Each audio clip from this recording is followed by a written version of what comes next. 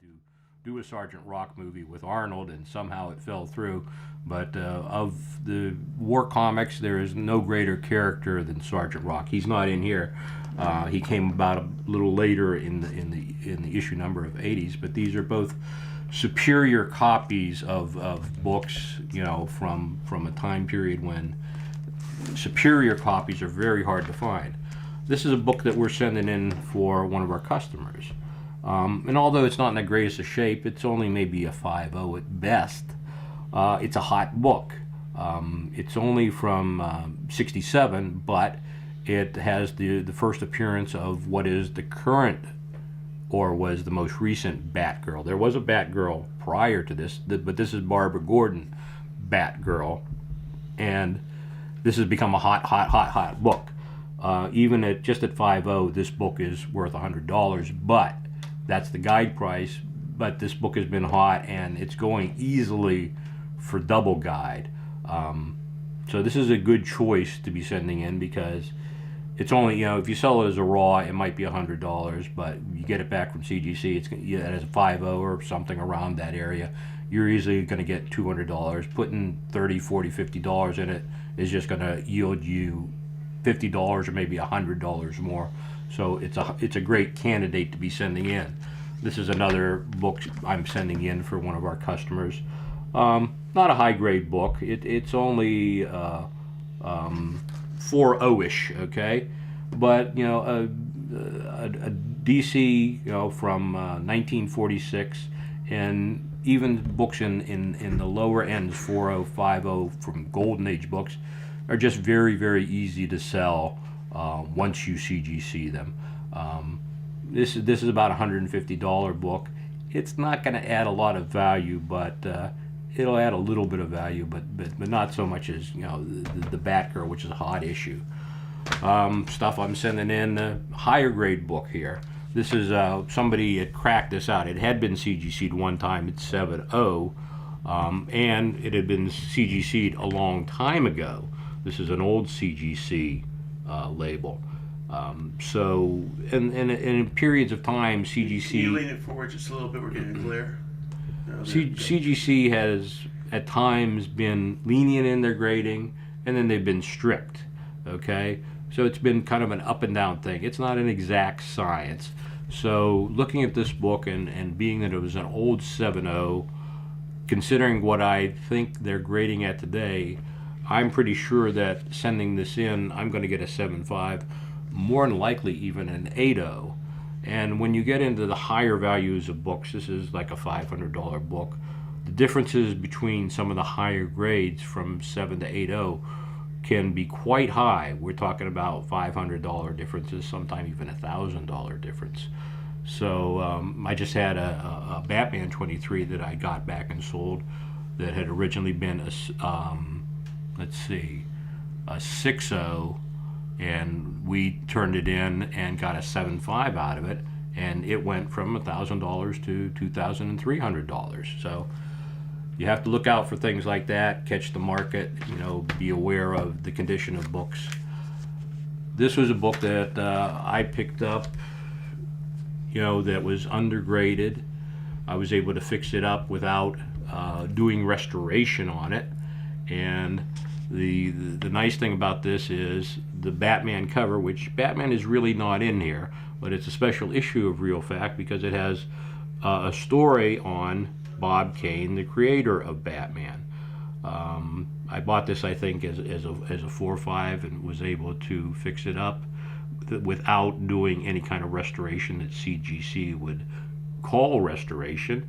And it's now going to be a 6.5 or so, and it'd be a good investment of $300, $400 is going to yield double money easily, now.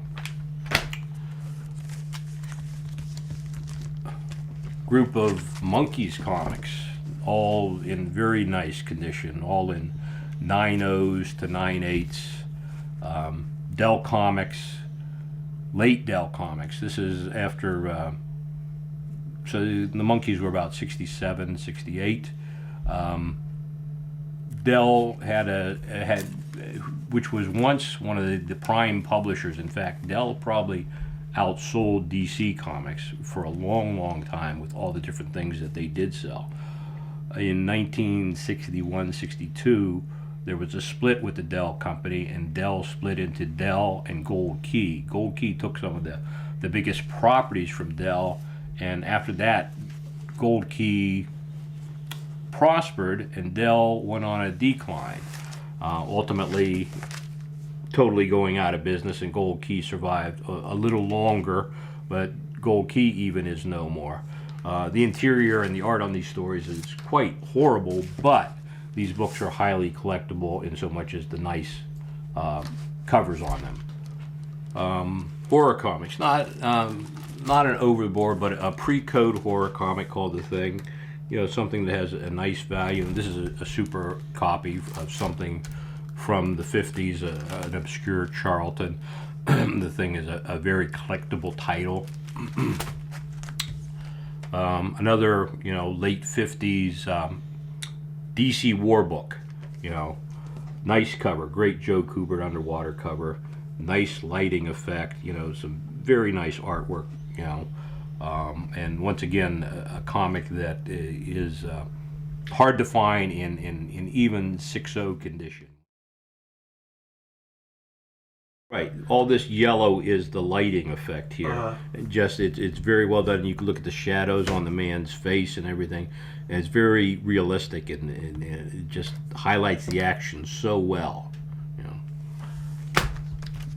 A book that we bought as a 5.0, we're able to fix it up without restoring it, and a standard neater better with a war cover by Alex Schomburg, who did a lot or most of the work for Marvel Mystery Comics, which were and Captain America and the whole Timely line, which is what Marvel Comics became.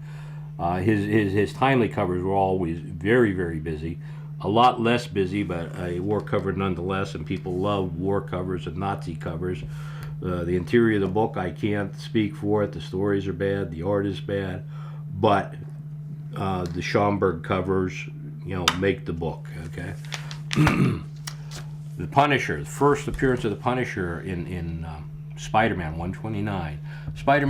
The Punisher is probably the second most popular character that was created in fairly recent time.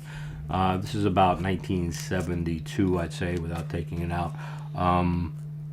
The other character being the most popular, which is Wolverine, okay?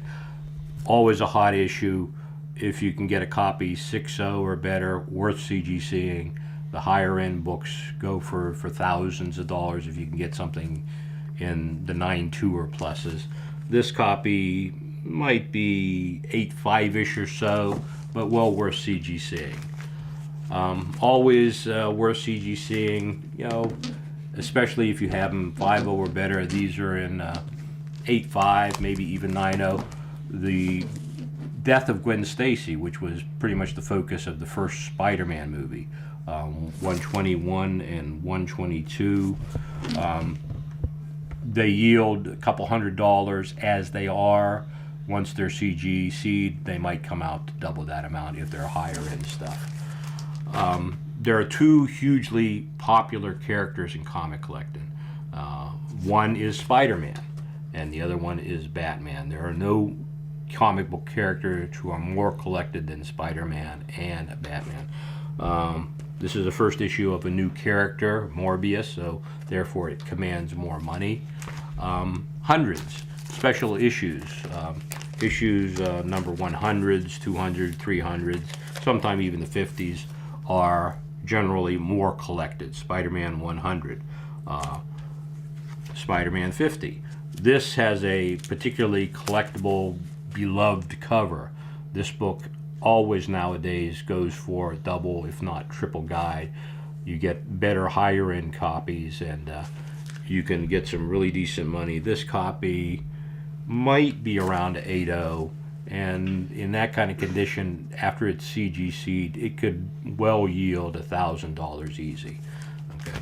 Like I said, why is that? Why is it so different from what the guide says? The guide underestimates its popularity, or well, the the supply and the demand, and once the community embraces something as this is an iconic cover, and other people start jumping on the bandwagon saying, yes, I want that book too, I gotta have me a copy, the prices just go crazy, you know.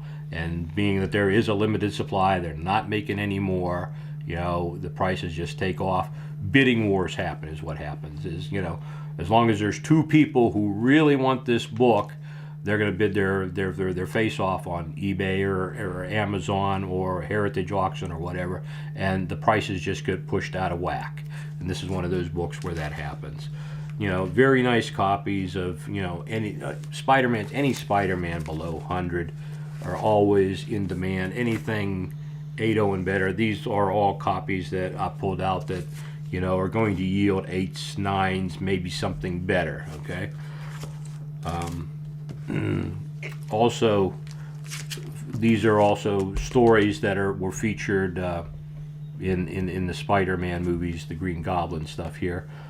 These are the earliest issues here when John Romita took over Spider-Man. Going back a little further, this is the last issue that Steve Ditko, the original artist on Spider-Man, did. He quit the series with number 38. Nice copies. This was a 7.5. It'll come back at least a 7.5, if not maybe an 8.5 after we did some little touch-ups as far as, you know, maybe some erasures on it and some helping some wrinkles out and so on and so forth. And nice high-end copies that'll end up in somebody's collection as a CGC book. That's all I got for right now. Need a drink. It's closing time. Hopefully this will look worthwhile on TV. This has not been scripted. This has all been impromptu. If we have a script, I'm sure I can deliver it a lot better than what I've done now. But this is just to give you the concept of what we can do. Take care.